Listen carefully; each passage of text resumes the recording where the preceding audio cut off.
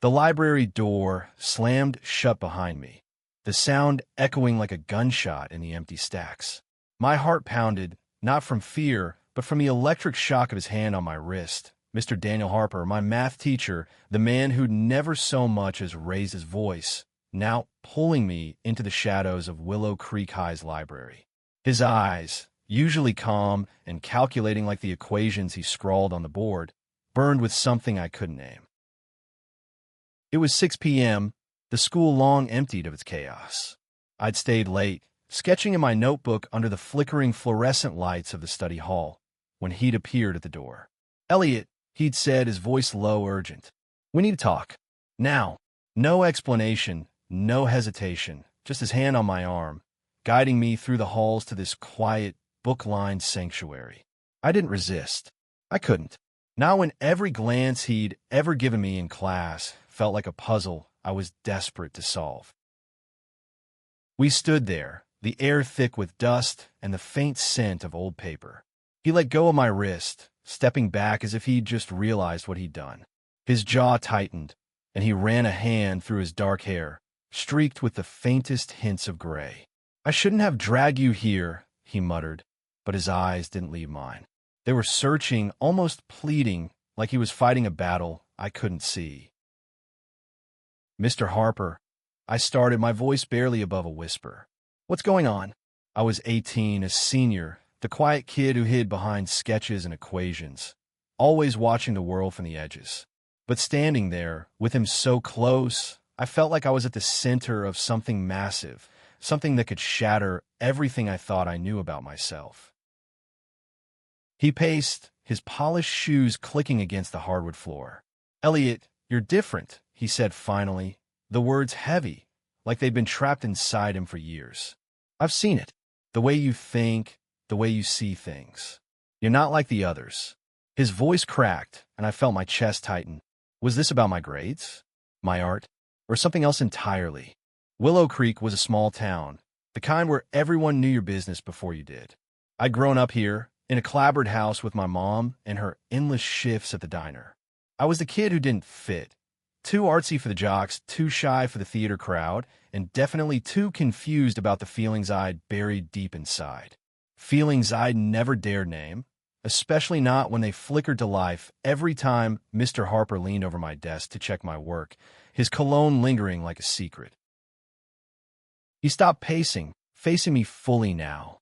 "I've been watching you," he admitted, and my stomach flipped. "Not like that," he added quickly, his face flushing. "I mean your work, your sketches, the way you solve problems. You're brilliant, Elliot, but you're hiding something. I can tell." His words hit like a spark to dry grass. He was right. I was hiding. I've been hiding for years from my mom, my friends, myself. "But how did he know?" "I don't know what you mean," I lied, my hands trembling as I clutched my notebook tighter. It was my shield, filled with sketches of cityscapes, faces, and, though I'd never admit it, studies of his hands, the way they moved when he wrote on the board, precise and steady. He stepped closer, his voice dropping to a near whisper. "You do, and I think I'm hiding something too." The air between us felt alive, crackling with a truth neither of us was ready to face. I wanted to run, to stay, to scream, to say nothing. Instead, I just stood there, my heart racing as his gaze held mine, like he was seeing me for the first time. The library was silent except for the hum of the heater in the corner. Outside, the world kept turning, football practice, diner shifts, small-town gossip. But in here, time felt suspended. I didn't know what he was about to say, but I knew it would change everything. And for the first time, I wasn't sure if I was ready. The library's dim light cast long shadows across Mr. Harper's face, making his sharp cheekbones look carved from stone. He was 33, I'd overheard once, married, no kids, the kind of teacher everyone respected but no one really knew. Yet here he was, unraveling in front of me, his words hanging like a fragile thread between us. "I've been teaching for 10 years, he said, his voice steady now, like he was anchoring himself to facts. "I've had hundreds of students, but none like you, Elliot." He paused, his eyes flicking to the floor, then back to me. "You made me question things. Things I thought I had figured out. My breath caught. Was he saying what I thought he was saying? Or was I reading too much into the way his voice softened when he said my name? I shifted, my sneakers squeaking against the floor. "I'm just me," I said, my voice small. "I don't get why this is a big deal." But it was a big deal. I could feel it in the way my pulse hammered, in the way his presence filled the room like gravity. I'd spent months pretending my feelings for him were just a crush, a fleeting thing I'd outgrow. But now, with him standing there, raw and unguarded, I wasn't so sure. He laughed, a short, bitter sound. "You don't get it, do you? You're not just a student to me anymore." His words hit like a punch, stealing the air from my lungs. I wanted to ask what he meant, to demand clarity, but my mouth wouldn't move. Instead, I remembered the first time I noticed him. Really noticed him. Second week of senior year, he'd been explaining quadratic equations, his sleeves rolled up, chalk dust on his fingers. I've been doodling in the margins of my notebook, but my eyes kept drifting to him, to the way he moved, like he was solving a puzzle only he could see. "Mr. Harper," I started, but he cut me off. "Daniel," he said, his voice firm. "Call me Daniel. At least in here." The informality felt dangerous, like we were crossing a line we couldn't uncross. I nodded, my throat tight. "Daniel," I repeated, testing the word. It felt too intimate, too real. He moved to a nearby table, leaning against it, his hands gripping the edge. "I'm married, Elliot. I have a life, a routine. But every time I see you in class, sketching, thinking," he trailed off, shaking his head. "I don't know how to say this without sounding like a creep." "You're not," I said quickly, surprising myself. "You're not a creep." I didn't know why I was defending him, but the thought of him feeling ashamed made my chest ache.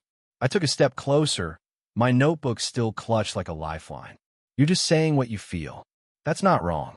His eyes met mine, and for a moment I saw something raw, something he'd been holding back for God knows how long. "You're braver than I am," he said softly. "You're 18, and you're already more honest with yourself than I've ever been." I didn't feel brave. I felt like I was drowning, caught in a current I didn't understand. Growing up in Willow Creek, I'd learned to keep my head down. The town wasn't cruel, but it wasn't kind either. Not to kids like me, who didn't fit the mold. I'd heard the whispers, seen the looks when I spent too much time with my best friend, Jamie, who was openly bi. I told myself I wasn't like him, that I was just confused. But standing here, with Daniel's confession hanging in the air, I couldn't lie to myself anymore. "What are we doing here, Daniel?" I asked, my voice shaking. "Why did you bring me here?" He stood, closing the distance between us in 2 steps. He didn't touch me, but he was close enough that I could feel the warmth of him, the faint scent of his cologne. "Because I couldn't keep pretending," he said. "Not with you." The words landed like a spark, igniting something I tried to bury. I wanted to reach out, to close the gap, but fear held me back. He was my teacher. He was married. And yet, in that moment, none of it mattered. All I could see was him, and all I could feel was the truth I'd been running from my whole life. The library felt smaller now, the walls closing in as Daniel's words echoed in my head. I couldn't keep pretending. I wanted to ask what he meant, to unravel the knot of emotions in his eyes, but my own fear kept me silent.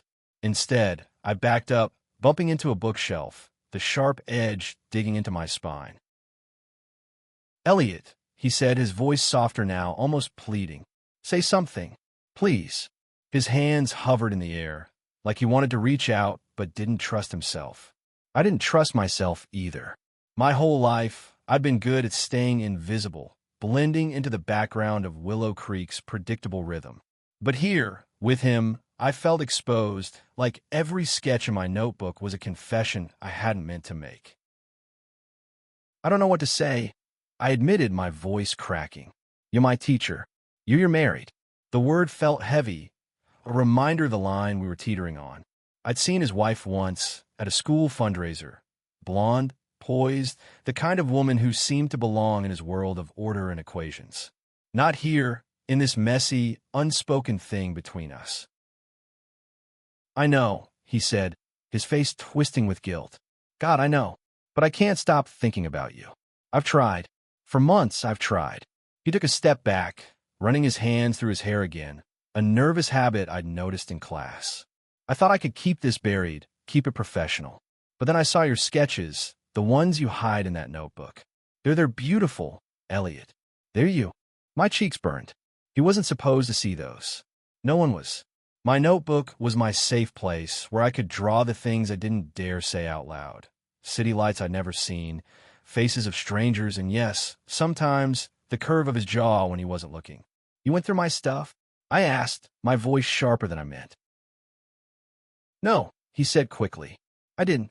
You left it open once, during a study session. I couldn't help it. I saw me. His voice dropped, barely audible. You drew me. I wanted the floor to swallow me whole. It's just practice. I mumbled, but the lie felt weak even to me. He didn't push, but his eyes said he knew the truth. We stood there, caught in a silence that felt louder than words. Outside, the wind rattled the library windows, a reminder that the world was still out there, waiting to judge us. I'm not like you, I said finally, the words spilling out before I could stop them. I mean, I don't even know what I am. I've never. I trailed off, unable to say it. I never admitted to anyone, not even Jamie, that the feelings I had for guys weren't just a phase. I'd spent years telling myself it was nothing, that I'd grow out of it, that I could be normal. But standing here, with Daniel looking at me like I was the only thing that mattered, I didn't feel normal. I felt alive. You don't have to know, he said, his voice gentle but firm. Not yet, but you don't have to hide either. Not from me. He took a cautious step forward, and I didn't move away. The space between us felt like a tightrope, and I wasn't sure who would fall first. What about you? I asked, my voice barely a whisper. What are you hiding? He let out a shaky breath, his eyes searching mine. Everything, he said. My whole life, I've done what I was supposed to do. Good grades, good job, good husband. But it's not enough anymore. Not when I look at you.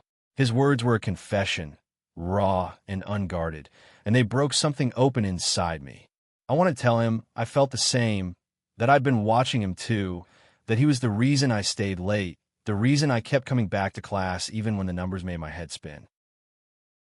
But before I could speak, the library door creaked open. We both froze, the spell shattered. It was Mrs. Callahan, the librarian, her glasses perched on her nose as she peered into the dim room. Mr. Harper? Elliot? What's going on here? Her voice was sharp, suspicious, and my heart sank. Whatever this was, it wasn't just ours anymore. Mrs. Callahan's eyes narrowed, her gaze darting between Daniel and me like she was solving a puzzle. The library, once a cocoon for our secrets, now felt like a trap. I clutched my notebook tighter, my knuckles white, as Daniel straightened, his teacher's mask slipping back into place. Just helping Elliot with some extra credit work, he said smoothly, his voice steady despite the tension crackling in the air. He's been struggling with calculus. The lie was convincing, but Mrs. Callahan's frown didn't soften. She adjusted her glasses, her lips pursed. At this hour? She asked, her tone laced with doubt. School's been out for hours, Daniel. Her use of his first name felt deliberate, a reminder that she'd known him longer than I had, that she saw through the facade. I nodded quickly, desperate to back him up. Yeah, I asked for help. I didn't want to fall behind.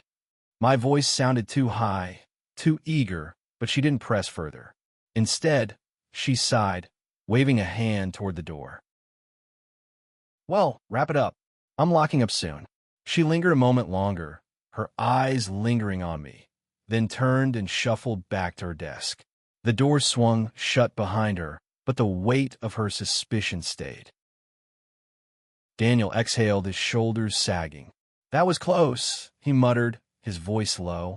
He glanced at me, and for a second, I saw fear in his eyes, not of Mrs. Callahan, but of what we'd almost let slip. We can't do this here. Then where? I asked, the words out before I could stop them. I didn't even know what this was, but I knew I didn't want it to end. Not yet.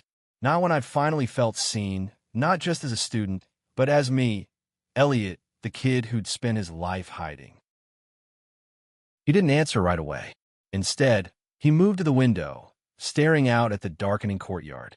The last traces of sunlight painted his face in gold, and I wanted to draw him like that, to capture the way he looked when he wasn't trying to be Mr. Harper, the perfect teacher. "I don't know," he said finally. "I don't know what I'm doing, Elliot.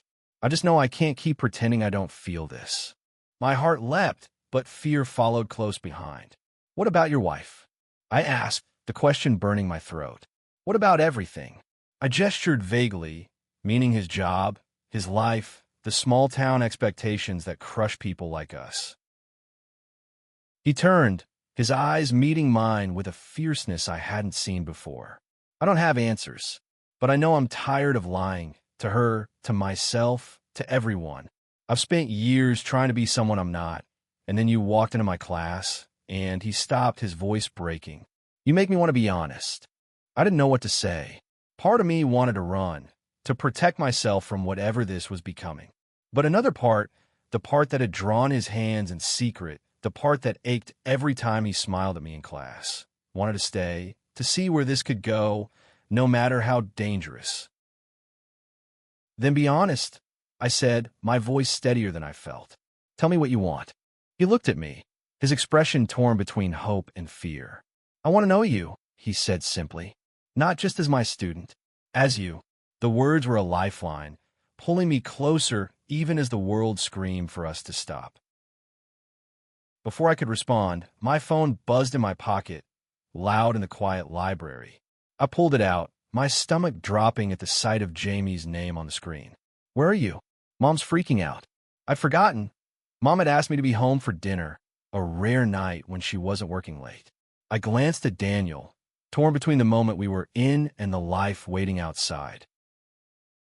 "I have to go," I said, hating how small my voice sounded. "But this isn't over, right?" He nodded, his eyes soft but determined. "It's not over." As I turned to leave, his hand brushed mine, a fleeting touch that sent a shiver through me. I walked out of the library, the weight of his words and that touch carrying me into the night, where everything felt possible and impossible all at once. The night air hit me like a slap as I stepped outside, the cold biting through my thin jacket. My mind was a storm, Daniel's words, his touch, the way he'd looked at me like I was more than just a kid in his class. I walked home through Willow Creek's quiet streets, the glow of porch lights and the distant hum of a lawnmower grounding me in a world that suddenly felt too small. Mom was waiting when I got home, her arms crossed, worry etched into her face. "Elliot, where were you?" she asked, her voice sharp but soft around the edges. She was still in her diner uniform, her hair pulled back in a messy bun. I mumbled something about extra credit, the lie tasting bitter after what had just happened. She didn't push, but her eyes lingered on me, like she could sense the chaos under my skin. Dinner was quiet, just the two of us at the kitchen table, the TV muttering in the background. I pushed my food around, my thoughts still in the library. Daniel's confession had cracked something open in me, something I'd kept locked away for years. I wasn't just confused anymore, I was certain. Certain that I felt something for him, something real, something that scared me as much as it thrilled me. The next day at school, I felt like a stranger in my own life. Jamie cornered me at lunch, his eyes narrowing as he studied me. "You're acting weird," he said, stealing a fry from my tray. "What's up with you? You've been, checked out since yesterday." Jamie was the only person I'd ever come close to telling about myself. But even with him, I'd held back. How could I explain this? That my straight math teacher had pulled me into a library and turned my world upside down? Nothing. I lied, but my voice betrayed me.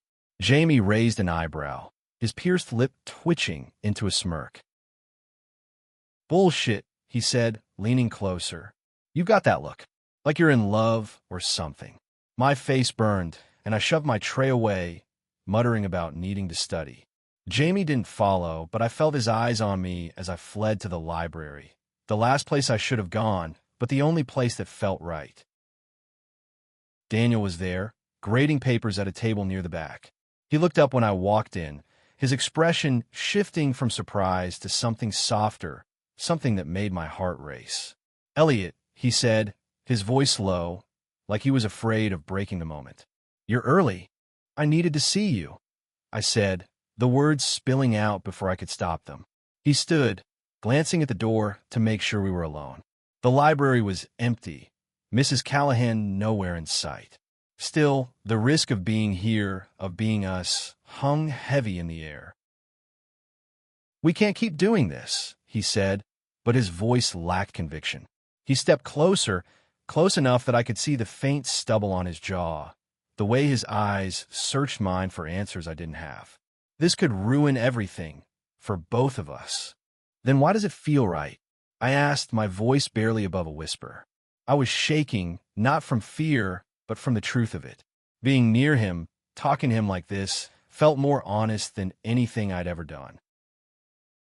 He didn't answer, but his hand reached out, brushing against mine again, deliberate this time. The touch was electric, grounding me and setting me adrift all at once. "I don't know how to do this," he admitted, his voice raw, "but I don't want to stop." We stood there, the world outside fading away, until the bell rang, shattering the moment. He pulled back, his teacher's mask slipping back on. "We'll talk later," he said, his voice firm but gentle. "Somewhere safer." I nodded, my heart pounding as I left the library. But as I walked to class, a new fear settled in. This wasn't just about us anymore. Willow Creek was small, and secrets didn't stay buried for long. If anyone found out, it wouldn't just be whispers, it would be a storm. The next few weeks were a blur of stolen moments and unspoken promises. Daniel and I found ways to be near each other, study sessions after school, quick conversations in the hallway, his hand brushing mine when no one was looking. Each touch was a spark, each glance a secret we both carried. But the weight of it grew heavier every day, like a storm cloud waiting to break. Willow Creek wasn't the kind of place where secrets thrived. I saw it in the way Mrs. Callahan watched us, her eyes sharp behind her glasses. I heard it in the whispers of my classmates, who noticed I stayed late too often, that Mr. Harper gave me too much attention. Jamie was the worst, his teasing turning into concern. "Elliot, what's going on with you and Harper?" he asked one day, cornering me by my locker. "People are talking. Let them talk." I snapped, but my stomach twisted. I wasn't ready for the world to know. Not about me, not about us. I wasn't even sure what us was. Daniel was still married, still my teacher, still the man who was supposed to have his life together. But when we were alone, he was just Daniel, the man who saw me, who made me feel like I could be more than Willow Creek's quiet kid. One evening, he asked me to meet him at the old community center, a rundown building on the edge of town where no one went anymore. It was safer than the library, he said, away from prying eyes. When I arrived, the parking lot was empty, the building dark except for a faint light in the back. He was waiting inside, sitting on a dusty folding chair, his tie loosened, his face tired but open. "I told my wife I'm working late," he said as I sat across from him. "But I'm here, with you." The words were heavy, a confession and a question all at once. I wanted to ask about her, about what this meant for his marriage, but the look in his eyes stopped me. He was here, choosing this, choosing me. We talked for hours about my sketches, his childhood in a town even smaller than Willow Creek, the way he'd always loved math because it was certain, predictable. "You're not predictable," he said, smiling softly. "You're chaos, in the best way." I laughed, the sound easing the tension in my chest. For the first time, I felt like I could breathe around him, like I didn't have to hide. But then he leaned forward, his hand resting on mine, and the air shifted. "Elliot," he said, his voice low, "I'm falling for you." The words were a lightning strike, illuminating everything and leaving me dizzy. I wanted to say it back, to tell him I'd been falling since the first day of class, but fear held me back. Instead, I leaned in, closing the distance between us, and kissed him. It was soft at first, tentative, like we were both afraid it would break us. But then he kissed me back, his hand cupping my face, and the world stopped. Time stopped. It was just us in that dusty room, with nothing but the truth between us. When we pulled apart, his eyes were wide, his breathing uneven. "We're in trouble," he whispered, but he was smiling, a real smile that made my heart ache. I nodded, knowing he was right, but not caring. Not yet. As I left that night, the weight of what we'd done settled over me. I was 18, on the edge of leaving Willow Creek for good, but this, whatever it was, tied me to this place, to him. And as much as it thrilled me, it terrified me too. Because secrets like ours didn't just break hearts, they broke lives. The kiss changed everything. It was a line we couldn't uncross, a truth we couldn't unlearn. Daniel and I kept meeting, stealing moments in the community center, in his car, anywhere we could be alone. Each time, I felt more like myself, like the Elliot I'd been afraid to be. But the fear never left, lurking like a shadow. Willow Creek was closing in, and I could feel it. Mrs. Callahan was the first to act. She called Daniel into a meeting with the principal, her concerns vague but pointed. I overheard her in the library, talking to another teacher about inappropriate behavior. My heart sank. She hadn't seen the kiss, but she'd seen enough, our late-night study sessions, the way we looked at each other. Daniel brushed it off when I asked, but his eyes were tired, his smile forced. Then came the rumors. Kids at school started whispering, their eyes following me in the halls. Jamie confronted me again, his voice low and serious. "Elliot, if something's going on with you and Harper, you need to tell me. This town, it'll eat you alive." I wanted to tell him, to let it all spill out, but I couldn't. Now when I wasn't even sure what I was fighting for. One night, Daniel called me to the community center, his voice urgent. When I arrived, he was pacing, his face pale. "She knows," he said, his words like a punch. "My wife. She found a text. Nothing explicit, but she's asking questions." My stomach dropped. I'd known this was coming, but hearing it made it real. "What did you tell her?" I asked, my voice shaking. "The truth," he said, and my world tilted. "Not about you, not by name, but I told her I'm not who I thought I was." He looked at me, his eyes raw. "I told her I'm in love with someone else." The words should have thrilled me, but they didn't. They terrified me. "What happens now?" I asked, my voice barely audible.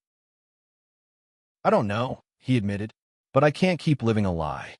Not for her, not for this town." He reached for my hand, and I let him take it, even as the world felt like it was crumbling.